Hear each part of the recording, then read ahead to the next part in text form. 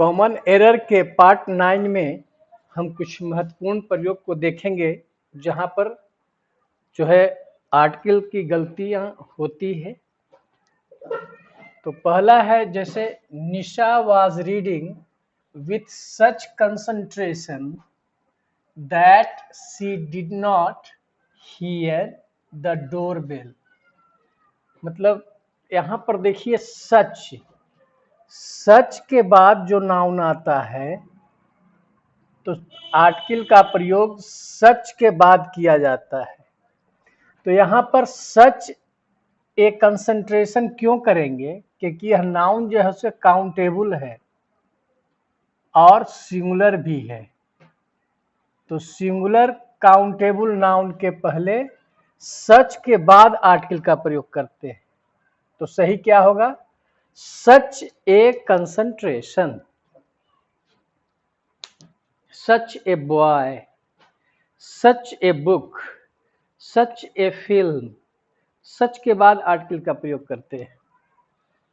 अगला क्वेश्चन है what sort of the people are they who always fight for worthless matter. Worthless matter तो तुच्छ बातों पर। तो यहां पर एक नियम है कि short of, kind of, type of, इस सब के बाद जो नाउन आते हैं उस नाउन के पहले आर्टिकल का प्रयोग नहीं होता है। इसलिए यहाँ पर पीपल के पहले द का प्रयोग नहीं होगा। किसके वजह से? Sort of, kind of, type of के बाद आने वाले नाउन के पहले आर्टिकल का प्रयोग नहीं किया जाता है। He forbade us to make noise। देखिए इस वाक्य में he forbade us to make noise C part में गलत है। जैसे बताए थे एक फ्रेज के रूप में for a walk, for a picnic, make a noise. Make noise नहीं होता है, make a noise A phrase है। स्पीक द ट्रूथ, स्पीक के साथ द आता है।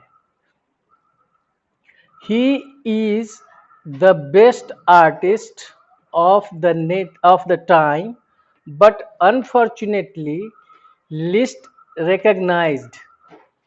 देखिए यहाँ पर अंतिम पार्ट में लिस्ट जो है लिटिल का सुपरलेटिव डिग्री है, तो सुपरलेटिव डिग्री के पहले द का प्रयोग किया जाएगा। तो यहाँ पर क्या लिखेंगे? The list recognised.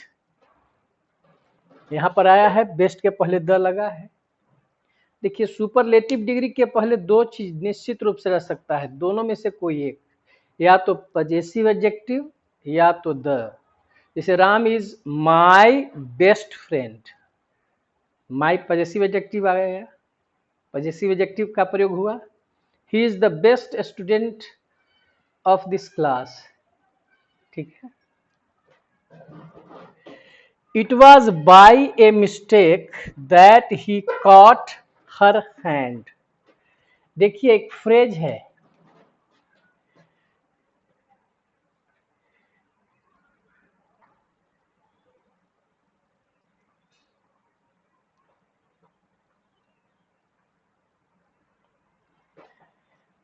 Bye a mistake, गलती से के अर्थ में बाय ए मिस्टेक नहीं होता है, बाय मिस्टेक होता है, बाय मिस्टेक। इसलिए यहां पर बाय ए मिस्टेक के जगह पर बाय मिस्टेक का प्रयोग करेंगे।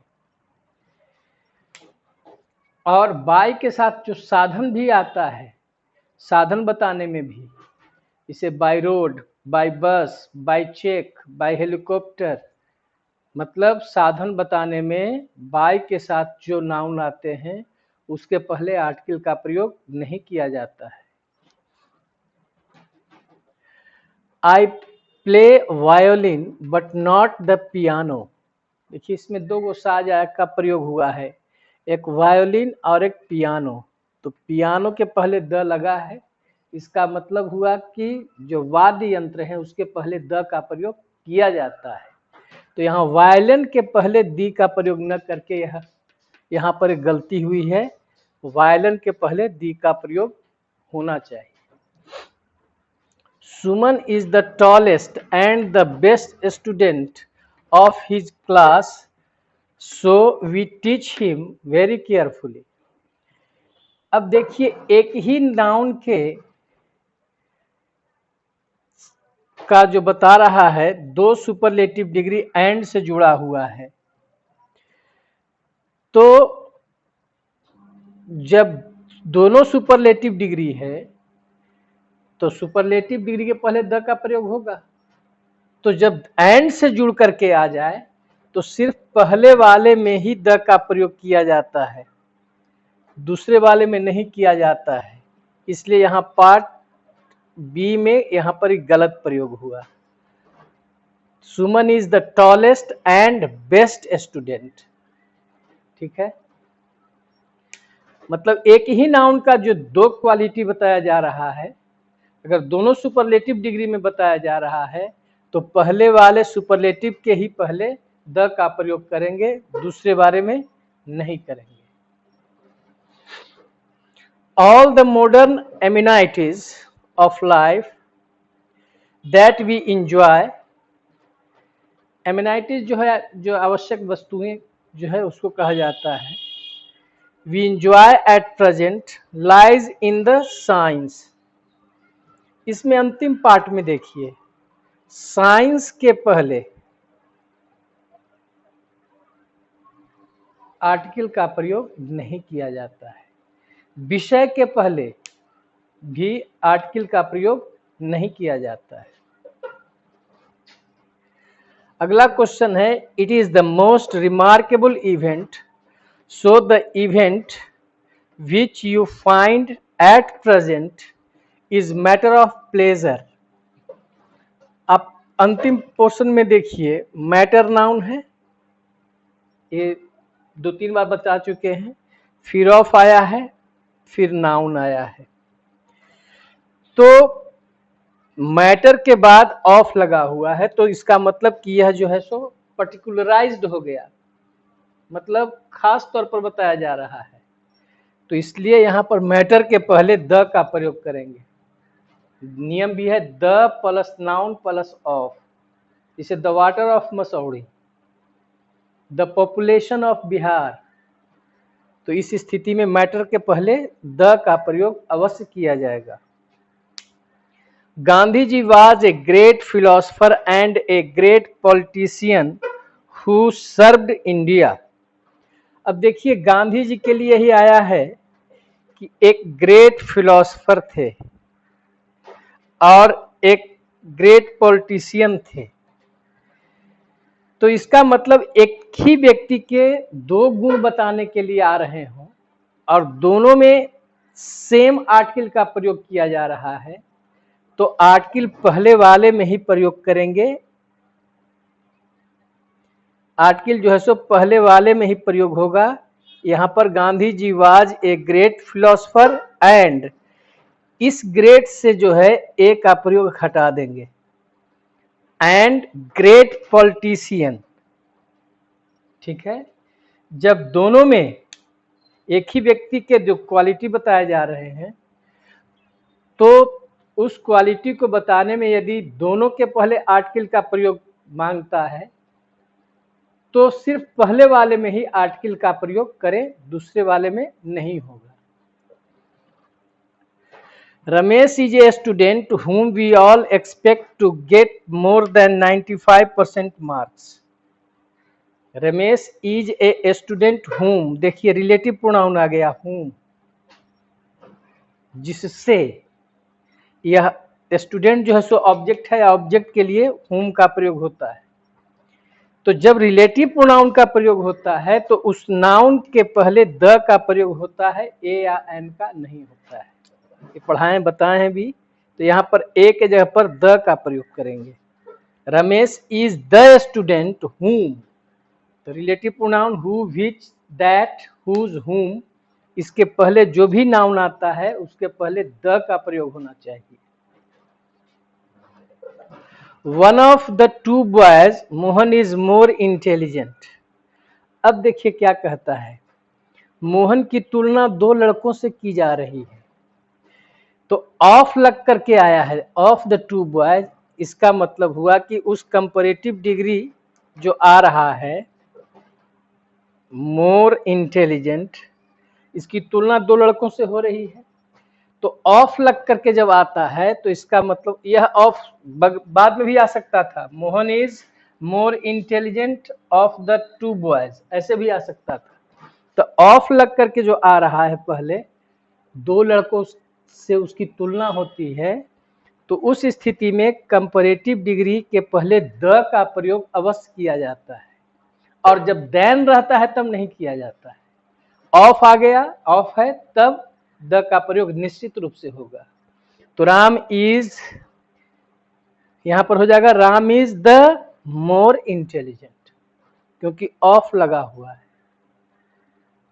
तो कंपैरेटिव डिग्री के पहले या बाद ऑफ लग करके जब आ रहा हो तब द का प्रयोग करेंगे, अगर देन का प्रयोग हो गया तब द का प्रयोग नहीं करेंगे। जैसे Ram is taller than Shyam, Ram is taller यहां पर नहीं करेंगे क्योंकि देन का प्रयोग हो गया। अगर ऑफ का प्रयोग आ रहा है पहले या बाद में तो द का प्रयोग कंपैरेटिव डिग्री के पहले अवश्य होगा। English are fond of sports, यहां पर इंग्लिश के पहले दी का प्रयोग नहीं किया गया है, यह गलत है। करना है, कब करना है? जब इंग्लिश का अर्थ इंग्लिश मैन से हो, मतलब उसका अर्थ इंग्लिश मैन मतलब ब्रिटिश लोग, तो यहां पर द का प्रयोग करेंगे। लेकिन जब इंग्लिश एक सब्जेक्ट के रूप में आ जाएगा तब आर्टिकल का प्रयोग नहीं होगा। तो यहां पर इंग्लिश के पहले दी का प्रयोग करेंगे, क्योंकि द इंग्लिश होना चाहिए। द इंग्लिश मतलब ब्रिटिश लोग आर फॉन्ड ऑफ स्पोर्ट्स, तो इंग्लिश विषय है तो आर्टिकल नहीं लगेगा। अंग्रेज लोगों के लिए आया है तो द का प्रयोग इंग्लिश के पहले होगा। तो द इंग्लिश का मतलब the British people. The smell is one of the five senses, पहला पार्ट में आप देखेंगे स्मेल जो है अनकाउंट नाउन है, तो अनकाउंट नाउन के पहले आर्टिकल का प्रयोग नहीं करेंगे। ठीक है। Hindu is one of the most popular newspaper in India, Hindu paper का नाम है, तो न्यूज़पेपर के नाम के पहले दी का प्रयोग अवश्य होना चाहिए। The Hindustan Times, the Dainik Jagran, not only a doctor but also the nurses of this nursing home, इस नर्सिंग होम के डॉक्टर और नर्सेज जो हैं बहुत काइंड हैं, हेल्पफुल हैं अटेंडेंट्स के प्रति। तो यहाँ पर जो है द नर्सेज खास है, क्योंकि कहाँ का nurses?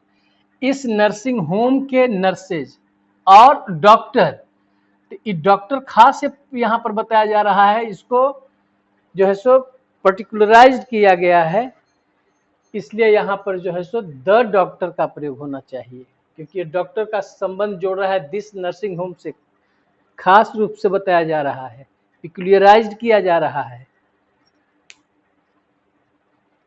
One of the girls I share with is a British, यहां पर ब्रिटिश कहने का मतलब क्या है कि देश से संबंध जुड़ जाता है, तो देश के नाम के पहले आर्टिकल का प्रयोग नहीं होना चाहिए। ठीक है।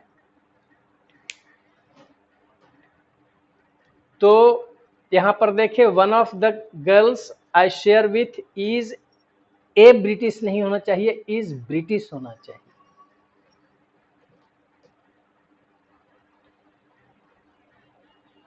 अब इंडियन रहता है, यहां पर इंडियन नहीं लगता,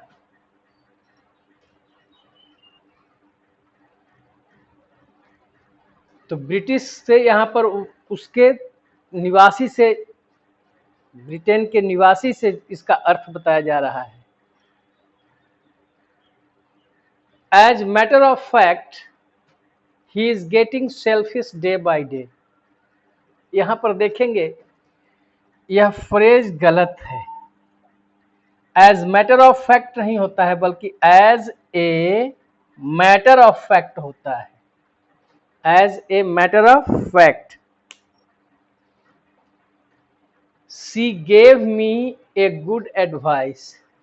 देखिए आपका नाउन क्या है, एडवाइस, इसके पहले आर्टिकल लगा, ये गलत है, क्योंकि एडवाइस जो है सो अनकाउंट नाउन है, इंफॉर्मेशन अनकाउंट नाउन है, फर्नीचर